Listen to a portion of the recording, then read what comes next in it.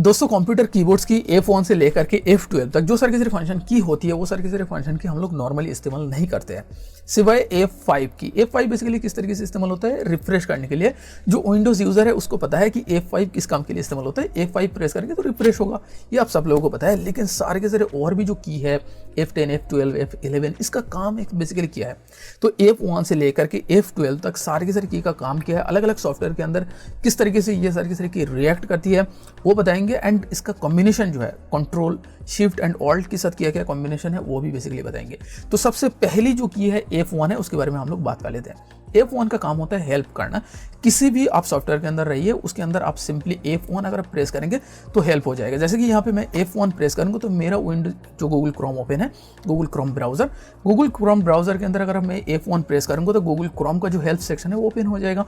दूसरा किसी भी सॉफ्टवेयर है, किसी भी ब्राउजर है आपका जो विंडोज़ है उसके अंदर F1 प्रेस करने से हेल्प ओपन हो जाता है किसी भी सॉफ्टवेयर का। जैसे माइक्रोसॉफ्ट वर्ड हो गया, पावर पॉइंट हो गया, किसी भी सॉफ्टवेयर आप कह लीजिए उसके अंदर हेल्प ओपन होता है। एंड F1 का मेन काम बेसिकली यही होता है, सिर्फ और सिर्फ हेल्प करना, दूसरा किसी भी तरीके का काम इसका नहीं होती है। नेक्स्ट बात करते हैं F2। नेक्स्ट की ऑब्वियसली F2 ही होगा। F2 का मेन काम है बेसिकली रीनेम करना। जैसे कि किसी भी आइकन हो गया, इमेज हो गया, आपका किसी भी फाइल हो गया, किसी भी फोल्डर हो गया, मतलब जहाँ पे आप किसी भी चीज़ रखते हो, किसी भी फाइल फोल्डर, तो उसके ऊपर आपको माउस कर्सर ले करके लेफ्ट साइड का जो आपका माउस बटन है उसको प्रेस करना होगा सिलेक्ट करने के लिए। सिलेक्ट करने के बाद अगर आप F2 प्रेस करेंगे तो वो रीनेम करने के लिए रीनेम डायलॉग होगा। बेसिकली आपको माउस का राइट बटन प्रेस करके फिर रीनेम पे प्रेस करने का ज़रूरत नहीं है। सिंपली आप सिलेक्ट कीजिए, इसके बाद F2 प्रेस कीजिए, जो नाम आपको देना है लिख दीजिए, एंटर कर दीजिए, आपका जो फाइल है वो रीनेम हो जाएगा या फोल्डर है वो बेसिकली आपका रीनेम हो जाएगा। F2 का सिर्फ और सिर्फ यही काम नहीं है, F2 का और भी काफ़ी सारा काम है कॉम्बिनेशन करके। जैसे कि अगर आप ऑल्ट कंट्रोल एंड F2 एक साथ अगर आप प्रेस करते हो तो किसी भी डॉक्यूमेंट्स को सिलेक्ट करके अगर आप ये चीज़ प्रेस करते हो तो वो जो है माइक्रोसॉफ्ट ऑफिस के अंदर वो सारे के सारे डॉक्यूमेंट्स ओपन होगा। अगर आप कंट्रोल एंड F2 एक साथ कंबाइन करके प्रेस करते हो तो माइक्रोसॉफ्ट किसी भी ऑफिस डॉक्यूमेंट्स के अंदर प्रिंट प्रीव्यू आपको दिखाई देगा।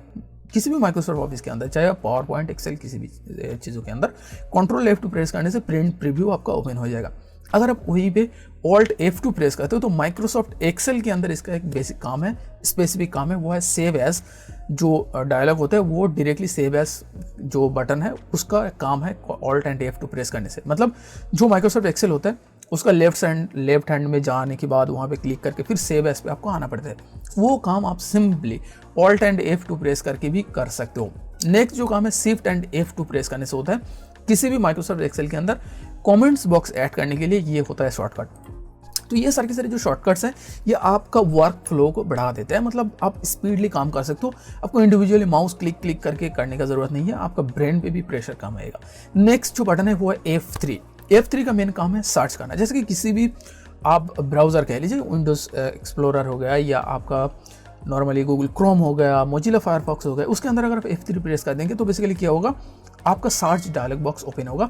उसके अंदर आप जो भी चीज़ सर्च करेंगे एंड जो वेबसाइट आप ओपन करके रखेंगे उसके अंदर वो टेक्स्ट, वो नंबर, वो स्पेसिफिक कैरेक्टर है क्या नहीं वो आपको डायरेक्टली दिखा देगा। नॉर्मली आप किसी भी विंडोज़ के अंदर, किसी भी मतलब ब्राउज़र के अंदर जाइए वो आपको देखने को मिल जाएगा। अगर आप इसी F3 को विंडोज़ एक्सप्लोरर के अंदर जो फाइल एक्सप्लोरर होता है उसके अंदर आप प्रेस करेंगे तो उसका जो सर्च बॉक्स है वहाँ पे डायरेक्टली जाएगा ये F3। अगर आप शिफ्ट एंड F3 एक साथ प्रेस करते हो माइक्रोसॉफ्ट वर्ड के अंदर तो उसके अंदर क्या होता है, सारे के सारे जो अपर केस होता है वो लोअर केस में बदल जाता है। जो भी आपका टेक्स्ट होगा सिंपली आपको शिफ्ट एंड F3 प्रेस करना होगा। नेक्स्ट जो की है वो F4। इसका इंडिविजुअल भी काम होती है लेकिन इसका जो मेन काम है वो बेसिकली कॉम्बिनेशन करके, जैसे कि ऑल्ट एंड F4। अगर आपका विंडोज़ में काफ़ी सारा विंडोज़ ओपन है, आप क्लोज करना चाहते हो एंड उसको एक एक करके आप क्लोज नहीं करना चाहते हो, एक साथ सारे के सारे को आप जो है क्लोज करना चाहते हो एंड बार बार जो यहाँ पे राइट साइड में जो बटन होता है रेड वाला उसको क्लिक करके आप नहीं करना चाहते तो उस केस में आप ऑल्ट F4 प्रेस करेंगे। जो प्रोग्राम विंडोज़ के अंदर ओपन होगा वो सारे के सारे प्रोग्राम क्लोज हो जाएगा। साथ ही साथ अगर आप नॉर्मली किसी भी प्रोग्राम ओपन नहीं है उस टाइम पे अगर आप प्रेस करेंगे तो वहाँ पे बेसिकली क्या होगा, ऑल्ट F4 प्रेस करने से आपका शट डाउन आ जाएगा। शट डाउन का जो विंडोज़ है वो आ जाएगा, सिंपली उसके ऊपर एंटर करेंगे तो आपका विंडोज़ जो है शट डाउन हो जाएगा। तो शट डाउन करना भी काफ़ी आसान है। स्टार्ट के अंदर जाके फिर शट डाउन पे आपको क्लिक करने का ज़रूरत नहीं है, ऑल्ट F4 एंटर एंड आपका विंडोज़ जो है वो बेसिकली शट डाउन हो जाएगा। सिर्फ और सिर्फ इसका यही काम नहीं होता है, इसका इंडिविजुअल भी काम होती है।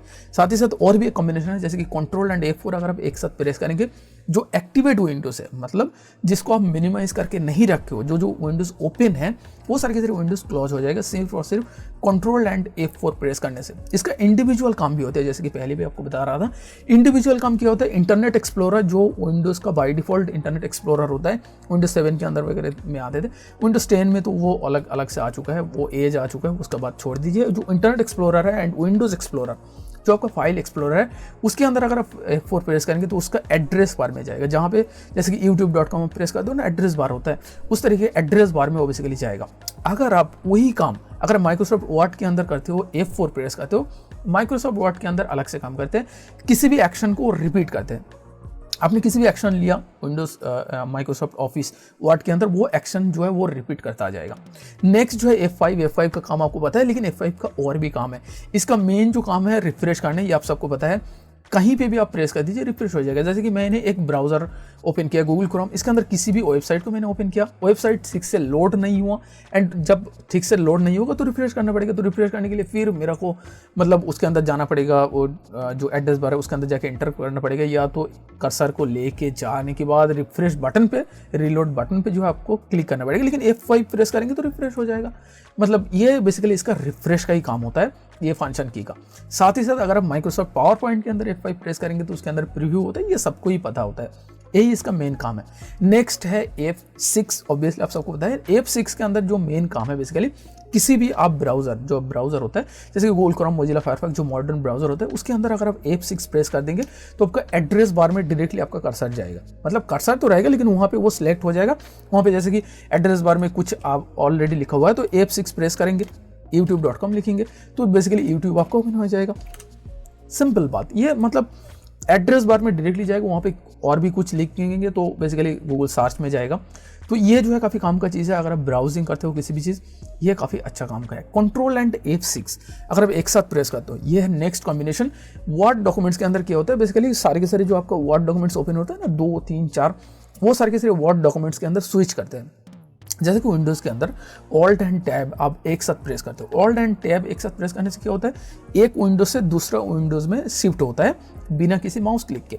तो इसके अंदर जो अगर आप माइक्रोसॉफ्ट वर्ड के अंदर सारे के सारे जो फाइल है उसके अंदर टगल करना है, एक से दूसरे पे जाना है, तो कंट्रोल एंड F6 एक साथ आपको प्रेस करना होगा। तो वर्ड जो सारे के सारे डॉक्यूमेंट्स ओपन होगा उसके अंदर बेसिकली स्विच होगा।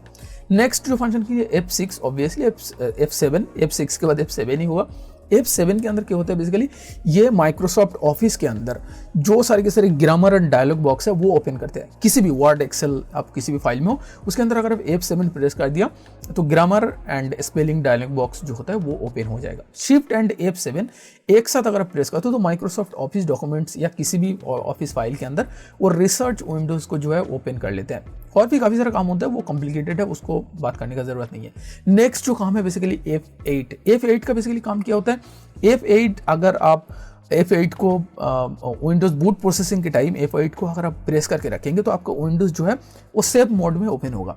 सेफ मोड क्या होता है उसके बारे में ऑलरेडी एक वीडियो है, वो जाके आप देख सकते हो। सेफ मोड बेसिकली क्या होता है, सारे के सारे जो प्रोग्राम है वो बैकग्राउंड में रन नहीं होगा। जैसे कि कुछ टाइम कैसा होता है कि कुछ स्पैमिंग सॉफ्टवेयर जो हम लोगों को पीसी में आ जाता है एंड जब भी ओपन करते हो वो स्पैमिंग करने लगता है।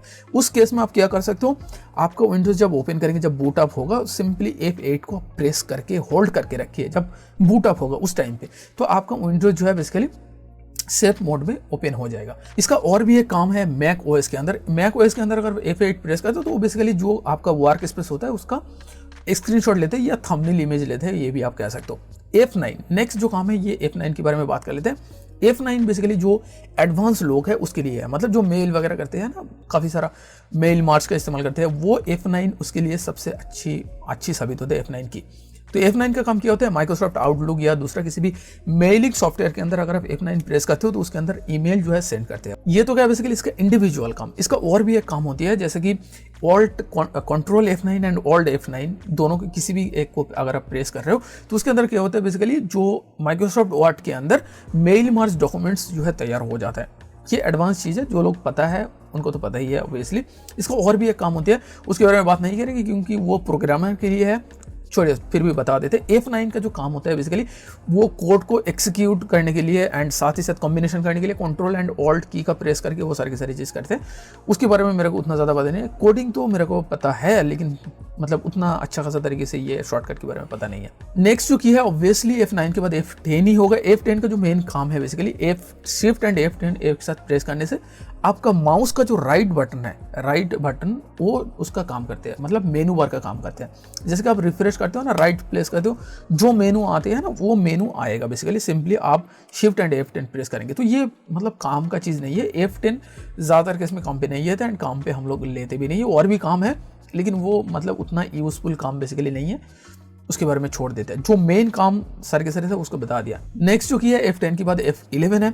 F11 की का जो मेन काम है फुल स्क्रीन करना। फुल स्क्रीन करना मतलब जैसे कि आप YouTube देख रहे हो, नॉर्मली आप YouTube के अंदर हो, तो YouTube के अंदर किसी भी वीडियो देख रहे हो तो सिंपली अगर आप F11 प्रेस कर देंगे तो वो जो है फुल स्क्रीन हो जाएगा, एंड अगर आप F11 फिर से प्रेस कर देंगे तो वो मिनिमाइज हो जाएगा। एक्चुअली YouTube का जो व्यूइंग डायलॉग बॉक्स है वो मतलब फुल स्क्रीन नहीं हो जाएगा, आपका ओवरऑल जो ब्राउजर है उसका जो मिनिमाइज करने का बटन वो सर के सर हट जाएगा, बिल्कुल जो है आपको फुल स्क्रीन हो जाएगा। ये है F11 का मेन काम।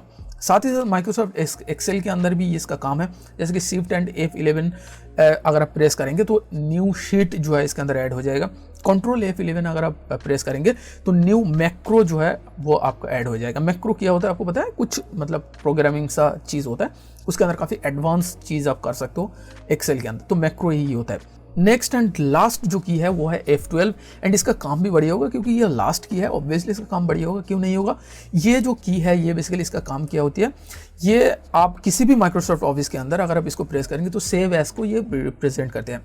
जैसे कि आपका नॉर्मली किसी भी वर्ड डॉक्यूमेंट्स ओपन है तो सिंपली उसके अंदर अगर आप F12 प्रेस करेंगे तो सेव एज डायलॉग बॉक्स जो है वो ओपन हो जाएगा। नॉर्मली आप क्या करते हो, लेफ्ट साइड में जाते हो, उसके ऊपर क्लिक करते हो, फिर क्लिक करने के ऑप्शन के ऊपर क्लिक करने के बाद फिर सेव एज पे आप क्लिक करते हो, तो वो काम एक बटन का हो सकता है सिर्फ और सिर्फ F12 को प्रेस करेंगे तो हो जाएगा। इसका और भी कॉम्बिनेशन काम होता है, जैसे कि शिफ्ट कंट्रोल F12 अगर आप एक साथ प्रेस कर दो तो MS ऑफिस का किसी भी आप डॉक्यूमेंट्स कह लीजिए उसके अंदर जो है प्रिंट विंडोज आपको देखने को मिल जाएगा। कंट्रोल एंड F12 अगर आप एक साथ प्रेस कर दो, MS ऑफिस का जो है किसी भी डॉक्यूमेंट जो है MS ऑफिस के अंदर ओपन हो जाता है। साथ ही साथ यहाँ पे और भी एक चीज़ है, किसी भी इंटरनेट ब्राउज़र के अंदर, ज़्यादातर इंटरनेट ब्राउज़र के अंदर अगर आप F12 प्रेस करते हो तो बेसिकली जो डेवलपर टूल्स है वो ओपन होता है, साथ ही साथ डेवलपर टूल्स जो है वो क्लोज भी हो जाता है ये बटन के साथ साथ। तो ये जो बटन है ये भी काफ़ी अच्छा खासा चीज़ है, मैं काफ़ी सारा इस्तेमाल करता हूँ गूगल क्रोम के अंदर, मोजिला फायरफॉक्स के अंदर, जो डेवलपर टूल्स को मैंने ओपन करने के लिए।